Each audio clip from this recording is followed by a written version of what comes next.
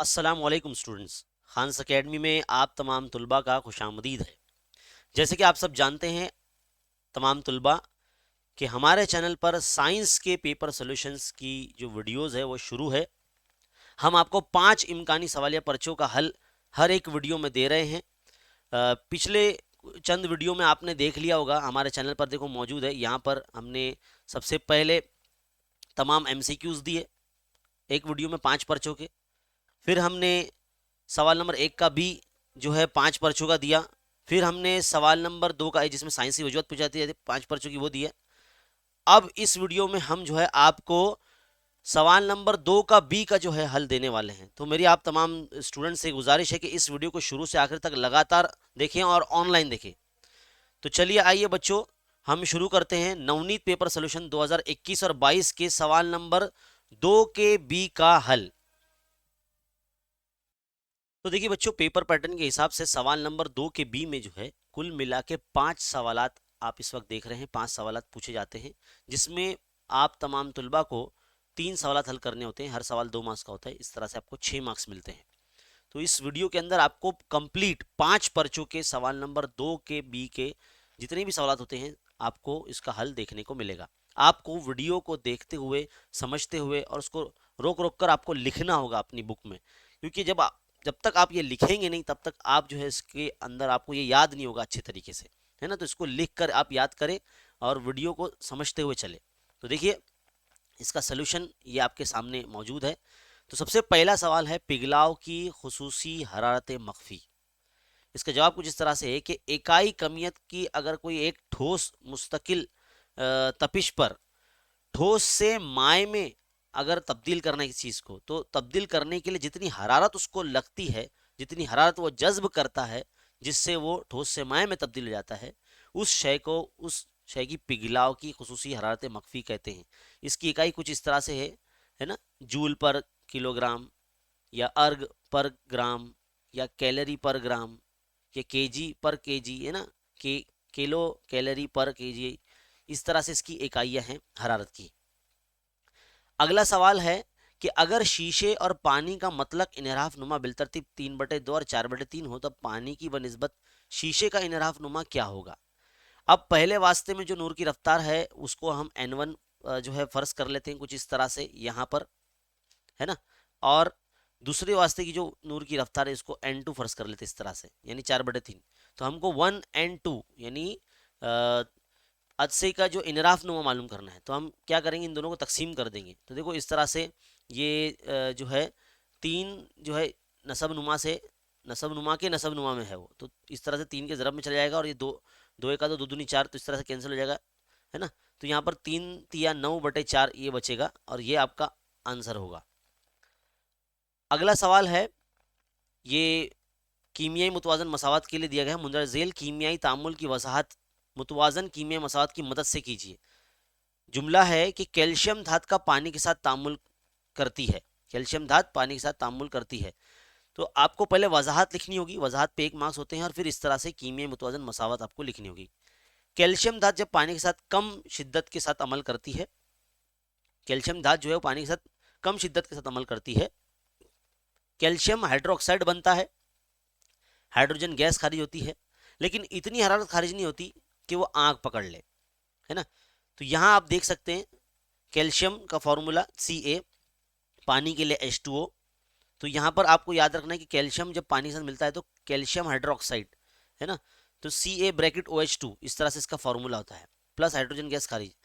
अब यहाँ पर आपको मुतवाजन करने भी आना चाहिए। देखो यहाँ हाइड्रोजन के यहाँ 2 और यहाँ हाइड्रोजन के 2 है ना।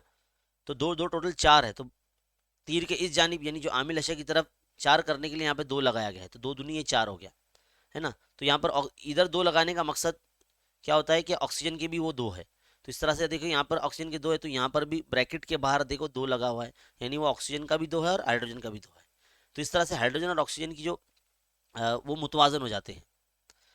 चलिए आगे बढ़ते हैं। अगला सवाल है, साइक्लोहेक्सेन का सालमी जाब्ता और कार्बनी ढांचे की साख्त शक्ल की मदद से वाज़ेह कीजिए। अब देखिए आपकी दरसी किताब से ही जो है हमने ये लिया है। इसका साइक्लोहेक्सेन का जो सालमी जाब्ता है C6H12 है, जिसके साख्ती जाब्ता के अंदर जो 6 कार्बन होते हैं कुछ इस तरह से जुड़े होते हैं। देखो आप, कार्बन इस तरह से 6 कार्बन हैं और हर कार्बन पे 2-2 हाइड्रोजन जो है जोड़े गए हैं। ये इसका साख्ती जाब्ता है। इतना आपको लिखना है, 2 मार्क्स मिलेंगे आपको। आगे बढ़ते हैं अगले सवाल की तरफ। सवाल नंबर जो है 5 है। खलाई मुहिमात की अहमियत और अफादियत आपको पूछा है। तो खलाई मुहिमात सबक नंबर 10 से लिया गया है। खलाई मुहिम के ज़रिए रवाना किए गए मसनूई सैयारों की वजह से दुनिया एक आलमी गांव यानी ग्लोबल विलेज में तब्दील हो चुकी है। हम पलक झपकते ही जो है दुनिया के किसी भी हिस्से में बसने वाले फ़र्द से रब्ता कायम कर सकते हैं। घर बैठे मुख्तलिफ मौज़ूआत पर मालूमात हासिल कर सकते हैं। इंटरनेट की अहमियत से आप बखूबी वाकिफ़ है और इसके ज़रिए किसी भी मौजू पर लम्हे भर में मालूमात हासिल की जा सकती है। मुमकिना कुदरती आफत की पेशगी इत्तला हासिल करना आज मुमकिन हो चुका है और हम चौकन्ना जो है रह सकते हैं। जंग में दुश्मन फ़ौज की नकलो हरकत और ज़ेर ज़मीन मादनी ख़जानों का भी हम मसनूई सैयारों के ज़रिए पता लगा सकते हैं। इसके अलावा जो खलाई मुहिम के अनगिनत फ़ायदे हैं वो आज के दौर में खलाई टेक्नोलॉजी के बगैर आज के जो दौर में है खलाई टेक्नोलॉजी के बगैर दुनिया का कोई भी मुल्क तरक्की नहीं कर सकता। तो इस तरह से जो है आपको लिखना है। इसको 4 पॉइंट में अगर आप कन्वर्ट करके लिखेंगे तो बहुत ज़्यादा अच्छा रहेगा। चलिए अब पर्चा नंबर 2 की तरफ बढ़ते हैं। सेकंड पर्चा अब आपके सामने शुरू हो चुका है। इसमें पूछा है सबसे पहला सवाल, भाप की खुसूसी हरारत मख्फी। भाप की पूछा है ना, सबक नंबर 5 से, हरारत सबक से लिया गया है।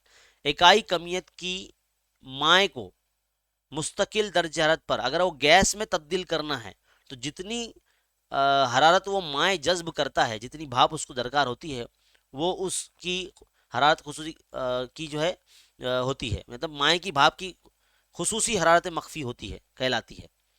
तो ये बहुत ही छोटी सी तारीफ 2 मार्क्स के लिए आपको पूछी गई है।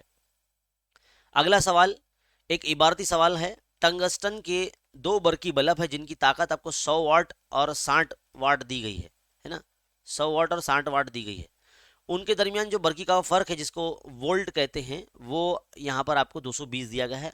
अगर उन्हें बरकी दौर में मुतवाज़ी जो तरतीब में जोड़ा जाए तो ज़ख़ीरा मौसल से बहने वाली बरकी रोक कितनी होगी, ये हमको मालूम करना है। तो यहाँ पर आप देखिए, पहले वोल्ट यानी बरकी का फ़र्क जिसको 20,000 करते हैं वो 220 दिया है। पहले बल्ब का जो बरकी ताकत है वो 100 वाट है और दूसरे जो बरकी ताकत है मतलब बल्ब की वो 60 वाट है। तो इसलिए P1 P2 लिखा है, पावर ऑफ, है ना, बरकी रॉ की ताकत P से जाहिर करते हैं उसको। तो उसका फॉर्मूला है P is equal to V into I, है ना, P is equal to V into I. तो आप क्या करेंगे, महासिल बरकी रॉ मालूम करनी यानी आई मालूम करना है तो आई को बाजू में रख दीजिए।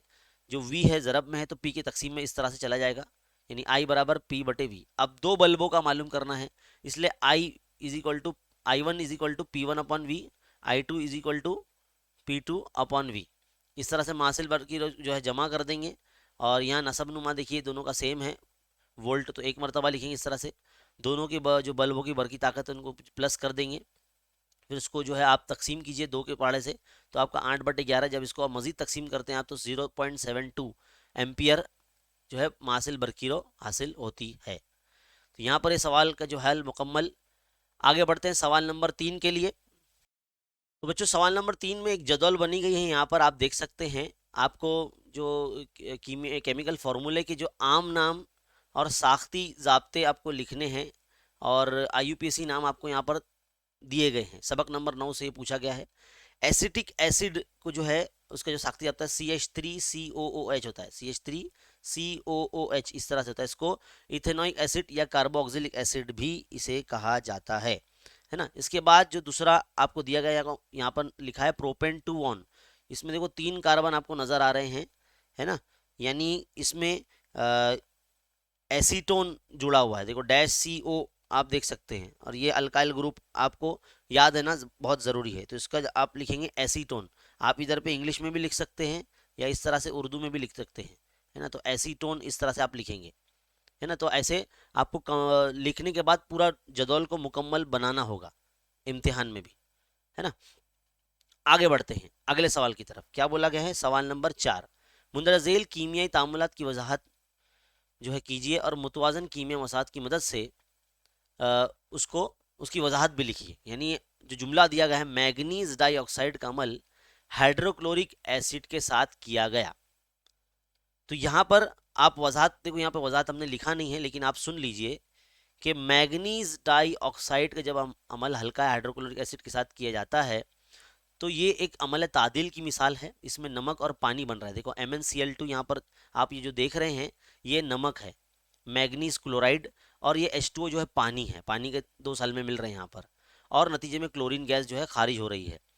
तो ये आपको यहाँ पर लिखना होगा और फिर इस तरह से आपको कीमियाई मुतवाजन मसावत लिखनी होगी। और मुतवाजन इसको इस तरह से करेंगे आप कि पहले आप यहाँ देख लेंगे क्लोरीन की यहाँ 2 है, यहाँ पर भी और यहाँ पर भी 2 है, तो कुल मिला के क्लोरीन के 4 हो गए यहाँ पर। तो यहाँ पर हम 4 लगा देंगे, क्योंकि यहाँ हम 4 नहीं लगा सकते, इसके लिए यहाँ पर 4 लगाया गया है ना। तो ये आपको ध्यान में रखना बहुत ज़रूरी है। समझ में आई बात? तो क्लोरीन के 4 हो गए, हाइड्रोजन के देखो 2 दूनी 4। अब ये देखो हाइड्रोजन के यहाँ 4 लगा देने से क्या हो गया, हाइड्रोजन के भी 4 हो गए। तो हमने यहाँ 2 लगा दिया पानी के आगे, तो 2 दूनी 4 हो गए हाइड्रोजन के, है ना। तो इस तरह से ऑक्सीजन के यहाँ 2 और यहाँ 2 कंप्लीट हो चुके हैं। तो कुछ इस तरह से जो है कीमियाई मसावातों को मुतवाजन किया जाता है। तमाम जो है अंसुर को देखा जाता है, उसके कितने सालमात कहाँ कितने दिए गए हैं और कितना बढ़ाना है। आगे बढ़ते हैं अगले सवाल की तरफ। दर्ज झेल के दरमियान फ़र्क लिखिए। क्या है फ़र्क, किसके दरमियान लिखना है? कशिश शकल का आफाकी मुस्तकिल और ज़मीन का शकली असरा, दोनों के दरमियान में जो है फ़र्क लिखना है। वैसे 2-2 पॉइंट ही लिखना होता है 2 मार्क्स के इसमें, लेकिन हमने 4 पॉइंट यहाँ लिखे हैं। आपको जो आसान लगता है वो पॉइंट आप याद करें और इम्तिहान में वही लिखना, क्योंकि इसी तरह के जो है सवालात आपको बोर्ड इम्तिहान में भी और आपके प्रीलिम इम्तिहान में भी पूछे जा सकते हैं। पहला पॉइंट हम यहाँ से लिखेंगे कशिश शकल का आफाकी मुस्तकिल में कि ये तनासुब का वो मुस्तकिल है जो अददी तौर पर इकाई फासले से दूर और 2 इकाई कमियतों पर अमल करने वाली कुव्वत कशिश के मसावी होता है। और यहाँ हम लिखेंगे कि ये वो असरा है जो ज़मीन की शकली कुव्वत के बाइस एक जिस्म में पैदा होता है। दूसरा पॉइंट कुछ इस तरह से है कि पूरी कायनात में इसकी कमियत मुस्तकिल रहती है। और यहाँ आप लिखेंगे कि इसकी कमियत मकाम के लिहाज से बदलती रहती है। यहाँ आप लिखेंगे इसकी कदर होती है, सिमत नहीं होती। और यहाँ आप लिखेंगे इसमें कदर और सिमत दोनों होती है। आखिर पॉइंट में आप बताएंगे कि ऐसा ही निज़ाम में इसकी इकाई न्यूटन मीटर स्क्वायर पर केजी स्क्वायर है, और यहाँ ऐसा ही निज़ाम में इकाई बताएंगे मीटर पर स्क्वायर है। तो इस तरह से यहाँ पर सवाल नंबर 5 जो एक इम्तियाजी फ़र्क पूछा गया था सबक नंबर 1 से, यहाँ पर कंप्लीट हो जाता है। इस तरह से हमारा पर्चा नंबर 2 भी जो है यहाँ मुकम्मल हो जाता है। अब बारी है पर्चा नंबर 3 की। क्या बोला गया यहाँ पर? चार्ट मुकम्मल कीजिए। यहाँ चार्ट कंप्लीट करना है। आप यहाँ पर ताल्लुक ज़रा देख सकते हैं कि क्या दिया गया है। तो बच्चों जब आप यहाँ पर गौर करेंगे तो आपको पता चलेगा कि ये यहाँ पर जो पहला मेंबर C2H2 दिया गया है, और ये जो है अल्कीन का मेंबर है। किसका है? अल्कीन का। ये अल्केन के मेंबर नहीं है। अगर अल्केन के मेंबर होते तो C2H6 होता था, अगर अल्केन का मेंबर होता। लेकिन ये क्या किसके मेंबर है? अल्कीन के मेंबर है। तो अल्कीन के मेंबर होने के लिए 2 हाइड्रोजन की कुर्बानी देनी पड़ती है और 1 कार्बन की, है ना। इसलिए देखो यहाँ पर क्या हो गया, डैश CH2 का फर्क होता है। हम तरकीब सिलसिले हैं ये। हम तरकीब सिलसिले में क्या होता है कि 2 हाइड्रोजन की का गैप होता है अल्केन से अल्कीन में आने के बाद। आप यहाँ देखेंगे अल्केन का जो दूसरा मेंबर है वो ईथेन होता है। इसका सालमी ज़ाब्ता C2H6 होता है। लेकिन जब वो अल्केन से अल्कीन का मेंबर बनता है, यानी ईथेन से ईथीन बनता है, तो C2H2 हो जाता है, यानी जिसमें से 4 हाइड्रोजन जो है वो कम हो जाते हैं। तो यहाँ आप देख सकते हैं, यहाँ ईथीन आपके सामने लिखा है। तो अब आप प्रोपीन का फॉर्मूला लगेंगे तो C2H4 हो जाएगा। ये क्या हो जाएगा? C2H4। फिर यहाँ पर क्या आ जाएगा, और 2 हाइड्रोजन जो है मतलब C2 हो गया ना, तो C3 हो जाएगा। ये C3H4। फिर एक और कार्बन बनेगा C4H6 बनेगा, यानी 1 कार्बन का गैप और 2 हाइड्रोजन बढ़ते जाएंगे। देखो यहाँ पे H2 था, यहाँ H4 हो गया, यहाँ H6 हो गया, यहाँ H8 पहले से लिखा है, तो जाहिर सी बात है यहाँ H10 आएगा, तो C6H10 आ जाएगा यहाँ पर, है ना। इसको क्या बोलते हैं? ईथेन, प्रोपीन, ब्यूटीन, पेंटीन और ये हेक्सीन, है ना। ये 6 कार्बन वाला जो हेक्सीन होता है। और C7 अब आ जाएगा, ये हेप्टीन है ना। C7 और H में और 2 बढ़ जाएंगे, तो ये H12 हो जाएगा। तो इस तरह से ये अल्कीन के हम तरकीब सिलसिले हैं। ये आप ध्यान में रखिए, ये अल्कीन के हम तरकीब सिलसिले हैं। अगर आपने अल्केन के तमाम मेंबर याद रखे होंगे, याद किए होंगे, तो बहुत अच्छा होगा, आपको ये भी आप कर सकेंगे। तो आपको ये पैटर्न समझना है कि भाई पहला बंदा जो है यहाँ पर C2 पहले दूसरे कार्बन वाला आ रहा है ना, क्योंकि अल्केन का जो पहला मेंबर होता है वो मीथेन होता है, उसका फॉर्मूला CH4 होता है ना। लेकिन जैसे ही अल्केन से अल्कीन में आता है तो उसका पहला मेंबर जो है अब इथीन हो जाता है, तो यहाँ पर उसका फॉर्मूला C2H2 हो जाता है, क्योंकि कार्बन कार्बन के दरमियान में दोहरी बंदिश पाई जाती है ना। अब ये बेसिक चीज़ है, ये आपको आपने सबक में पढ़ा होगा तो आपको पता होगा। तो इस तरह से जदवल यहाँ कंप्लीट हो जाती है। अब हम बढ़ते हैं आगे हमारे अगले सवाल की तरफ। क्या बोला गया है कि एक वास्ते में रोशनी की रफ्तार जो है आपको दी गई है 2 × 10⁸ मीटर पर सेकेंड। एक वास्ते में नूर की रफ्तार दी है, हवा की बनिस्बत उस वास्ते का इनराफ नुमा मालूम कीजिए अगर हवा में रोशनी की रफ्तार 3 × 10⁸ हो। तो बहुत आसान है, इससे पहले पिछले पेपर में भी हमने यही सवाल हल किया। 2n1/v1/v2, v1 मतलब पहले वास्ते में नूर की रफ्तार बटे v2 मतलब दूसरे वास्ते में नूर की रफ्तार। तो क्या हो जाएगा 3 × 10⁸, ये हवा में रोशनी की जो रफ्तार है वही है, और जो पहले वास्ते में है यानी 2 × 10⁸, तो यहाँ 10⁸ कैंसिल हो जाएगा। इस तरह से 3/2 को जब हल करेंगे तो 1.5 आ जाता है। तो ये हवा की बनिस्बत जो है उसका इनराफ नुमा है। ये आपका आंसर यहाँ पर कंप्लीट मीटर पर सेकेंड है ना।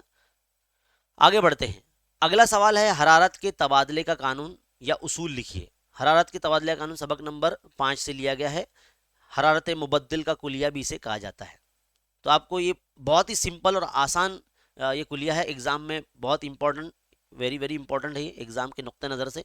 तो इसको आप ज़हन नशीन करें, ध्यान से सुने कि किसी निज़ाम में जब दो मुख्तलिफ दर्जे हरारत वाली अशिया को माहौल से मुनक़ता करके यानी एकदम माहौल से कहीं दूर उन्हें हरारत के ऐसे मज़ामती डब्बे में बंद कर दिया जाए कि ना तो अंदर की हरारत बाहर जा सके और ना ही बाहर की हरारत अंदर दाखिल हो सके, और उस बक्से के अंदर, उस बॉक्स के अंदर, उस डब्बे के अंदर हरारत का तबादला इस तरह होगा कि दूसरे जिस्म के जरिए जज्ब करदा हरारत और एक जिस्म के जरिए खारिज करदा हरारत दोनों का दर्जा बराबर नहीं होता, तब तक वो अमल जारी रहेगा यहाँ तक कि दोनों जिस्मों का दर्जा यकसा ना हो जाए, है ना।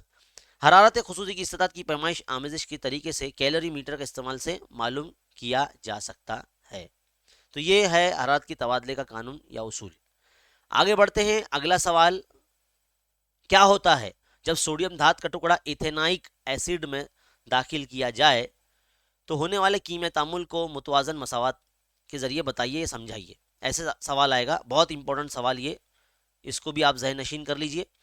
जब सोडियम धात का अमल इथेनाइक एसिड के साथ किया जाता है तो अमल तादील के नतीजे में सोडियम ईथा ऑक्साइड नमक बनता है और पानी तैयार होता है। देखिए ये इथेनाइक एसिड है CH3COOH और सोडियम हाइड्रोक्साइड NaOH का अमल सोडियम ईथा ऑक्साइड जो है यहाँ बनता है और पानी यहाँ पर तैयार होता है। तो इस तरह से आपको वजाहत पे 1 मार्क्स और कीमिया मुतवाजन मसावत पे 1 मार्क्स, तो यहाँ से कुल मिला के आपको 2 मार्क्स मिलेंगे। तो ये बहुत इंपॉर्टेंट है, इसको जहन में रखिए। अगला सवाल है फ्लेमिंग के बाएं हाथ का कानून लिखिए। सबसे आसान, तमाम बच्चों का फेवरेट सवाल, फ्लेमिंग के बाएं हाथ का कानून। इस कानून के मुताबिक अपने बाएं हाथ के अंगूठे बराबर वाली उंगली और दरमियानी उंगली को इस तरह फैलाए कि तीनों एक दूसरे पर उमूद हो जाए। अगर अंगूठे के बराबर वाली उंगली मकनातीसी मैदान की सिमत को जाहिर करती है और हाथ की दरमियानी उंगली बरकीरों की बहाव की सिमत को जाहिर करती है तो अंगूठा जो है वो बरकीरों ले जाने वाले मौसिल तार पर लगाई गई कुव्वत की सिमत को जाहिर करेगा। इतना आपको लिखना है, वो हाथ वगैरह बनाते नहीं बैठना आप, है ना। तो ये बहुत इंपॉर्टेंट सवालात आपको इस वक्त बताए जा रहे हैं। उम्मीद है आप इसको वीडियो को रुकाते हुए नोट करते हुए लिखेंगे। आगे बढ़ते हैं हमारे पर्चे नंबर 4 की तरफ। क्या है पर्चा नंबर 4 का पहला सवाल, अल्कीन के 4 हम तरकीब सिलसिलों के नाम लिखिए। देखिए अभी पिछले पेपर में अभी आपको आया, तो 4 सिलसिलों के नाम आपको लिखना। पहले इथीन है ना, प्रोपीन, ब्यूटीन, पेंटीन, ये पूरे आपको यहाँ पे लिखने पड़ेंगे। तो बच्चों यहाँ पर आप जो है पूरे नाम लिखेंगे। मैं इस तरह से आपको इंग्लिश में लिख रहा हूँ, आप उर्दू में लिखेंगे। तो पहला आपका जो नाम होगा अल्कीन के हम तरकीब सिलसिले का, वो है पहला होगा इथीन। तो इस तरह से लिखेंगे ETHENE, इथीन, है ना। फिर उसके बाद है 3 कार्बन प्रोपीन होता है, प्रोपीन, है ना, ENE करके लिखेंगे आप आखिर में। फिर प्रोपीन के बाद ब्यूटीन, है ना। नाम लिखने बोला है आपको सिर्फ, अगर आपको उसके कीमियाई फॉर्मूले अगर लिखने बोला जाता तो आप इस तरह से C2H4 है ना, C3H6, C4H8 इस तरह से आप लिखते थे, है ना। प्यूटेन के बाद क्या आ गया, पेंटीन आ जाएगा, है ना, पेंटीन, इस तरह से आप लिखेंगे। चलिए अगले सवाल की तरफ बढ़ते हैं। अगला सवाल है, इस्तिलाह आंख की ताकत मुआफ़िकत की वजाहत कीजिए। देखो काफ़ी गाढ़ा उर्दू अल्फाज आपको अगर आ जाए तो उसमें डरना नहीं है। आपने ये सबक नंबर 6 में पढ़ा है कि आम आँख जो होती है उनके अदसे में ज़रूरत के लिहाज से तूले मास्का में कमी बेशी करने की सलाहियत होती है। जैसे जब हम दूर की चीज़ देखते हैं तो काफ़ी फोकस हमारा अदसा है लगाता है, यानी अपना तूले मास्का चेंज करता है। अल्लाह ने हमारे आँख के अंदर वो सलाहियत दी है ना। और हम जब करीब की चीज़ देखते हैं तो दूर की चीज़ें जो है हमारे आंखों में वो धुंधली हो जाती है, लेकिन नज़दीक की चीज़ जो अब हम देखते हैं तो वो नज़दीकी साफ नज़र आती है, तो उसमें तूले मास का कम ज़्यादा होता है। तो ये जो सलाहियत होती है इसी को आंख की ताकत मुआफ़िकत कहते हैं। ये आपका जानना बेहद ज़रूरी है। अगला सवाल, 5 मीटर बुलंदी से एक सैयारे से कोई जिस्म की ज़मीन तक पहुंचने के लिए 5 सेकंड दरकार वक्त हो तो सैयारे की जी की कीमत क्या होगी। तो यहाँ आपको पता होना चाहिए, यहाँ हरकत की दूसरी मसात का इस्तेमाल किया गया है, S is equal to U T plus half A T square, है ना। 1/2, देखो यहाँ पर ना जी टी स्क्वायर है, यानी S is equal to 1/2 half A T square. आपने 9th क्लास में भी सबक नंबर 1 में पढ़ा होगा, है ना। एस यहाँ पर जो है हटाव है, हटाव मतलब जितना फासला उस जिस्म ने तय किया है 5 मीटर बुलंदी का तो 5 होगा। तो एस इज इक्वल टू, देखो यहाँ पर 5 लिखा हुआ है, आपको दिखाया हुआ है। और इसकी इब्तदाई रफ्तार है, जाहिर सी बात है वो जब शुरुआत ही नहीं होता उसका गिरने का तो उसकी इब्तदाई रफ्तार 0 थी, तो यू जो होगा वो 0 हो जाएगा। जी आपको मालूम करना है कैसे शकल, और टाइम जो है आपको 5 सेकंड मतलब उस जिस्म को लग रहा है ज़मीन पे आने के लिए। तो S is equal to 1/2 A T square, तो 1/2 इंटू जी वैसी का वैसी रहेगा। टी कितना है, 5 है, तो 5 का स्क्वायर। अब यू टी इधर पे क्यों नहीं लिखा गया है, तो यू टी यू देखो 0 है और टी जो है 5 है, तो 0 × 5 तो 0 हो जाएगा, तो पूरा खत्म हो जाएगा ना, इसके लिए 1/2 जी टी स्क्वायर ही लिखा हुआ है यहाँ पर फॉर्मूले में। अब इसको क्या करेंगे आप, 5 की जरा में 2 को ले जाएंगे और 25 जो है तकसीम में आ जाएगा, और जी आपको मालूम करना इस तरह से साइड में रहेगा, यानी 5 × 2/25। इसको सॉल्व करेंगे अगर आप तो 2/, यहाँ पर 5 मिलेगा, और यही आपका जो है मीटर पर सेकेंड स्क्वायर जी की कीमत आपकी आ जाएगी। बहुत ही सिंपल और आसान, समझना बहुत ज़रूरी है, बहुत इंपॉर्टेंट सवाल है ये, एग्जाम में बार बार पूछा जाता है। अगला सवाल, फ्लेमिंग का दाएं हाथ का कानून बयान कीजिए। अभी हमने थोड़ी देर पहले बाएं हाथ का कानून देखा था, अब दाएं हाथ का कानून।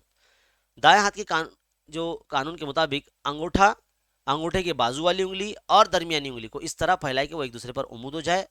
अगर अंगूठे से मुत्तसिल उंगली मकनातीसी मैदान की सिमत जाहिर करती हो और अंगूठा मौसिल की हरकत की सिमत को जाहिर करता हो तो दरमियानी जो उंगली है वो बरकीराव की सिमत को जाहिर करेगी। बस इतना इसके अंदर लिखना है आपको। अगला सवाल, अगले सवाल में बोला गया है कि क्या होता है जब इथेनॉल को ज़्यादा मकदार में सल्फ्यूरिक एसिड के साथ 170 डिग्री सेंटीग्रेड पर गर्म किया जाता है। तो वजाहत पहले इस तरह से लिखेंगे आप कि जब इथेनॉल को ज़्यादा मकदार में सल्फ्यूरिक एसिड के साथ 170 डिग्री सेंटीग्रेड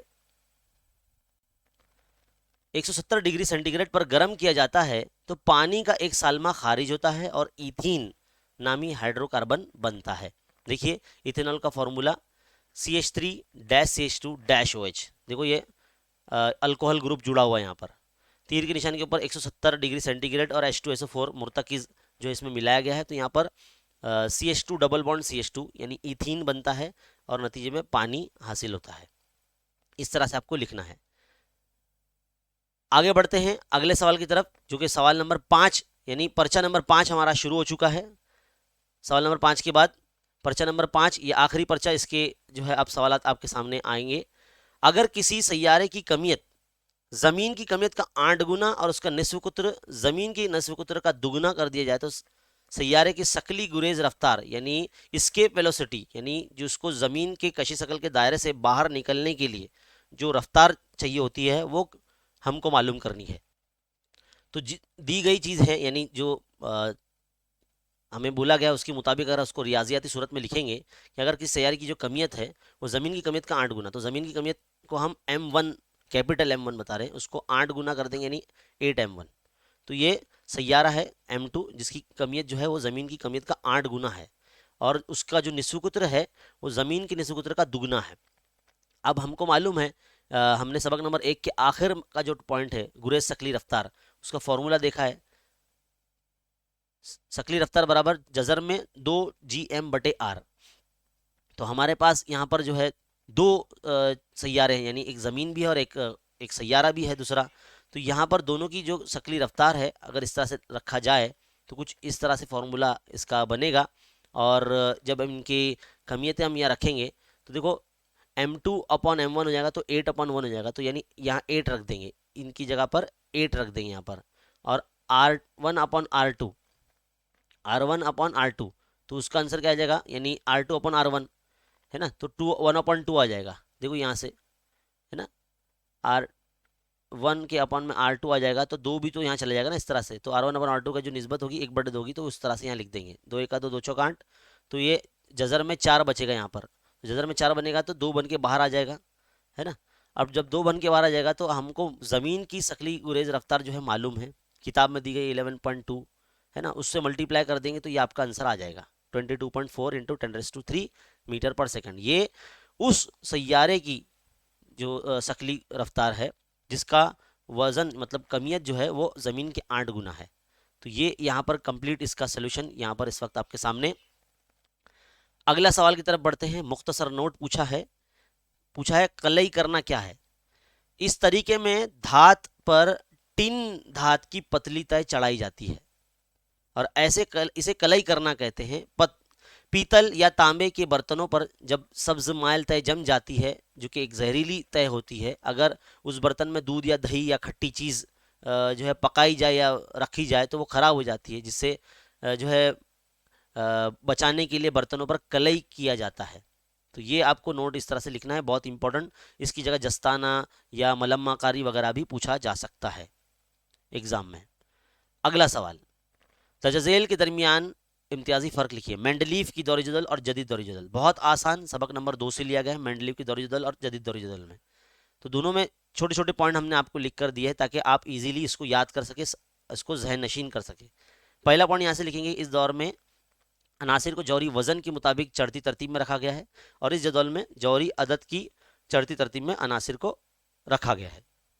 यहाँ पर दूसरा पॉइंट लिखेंगे आप, इस जदौल में अनासिर की खुसूसियत के मुताबिक उनको मकाम दिया गया है और यहाँ पर इस जदौल में अनासिर को उनकी इलेक्ट्रॉनिक तश्कील के मुताबिक जो है उनका मकाम तय किया गया है। मेंडलीव की दौर जदौल में 8 ग्रुप है और जदीद दौर जदौल में 18 ग्रुप है।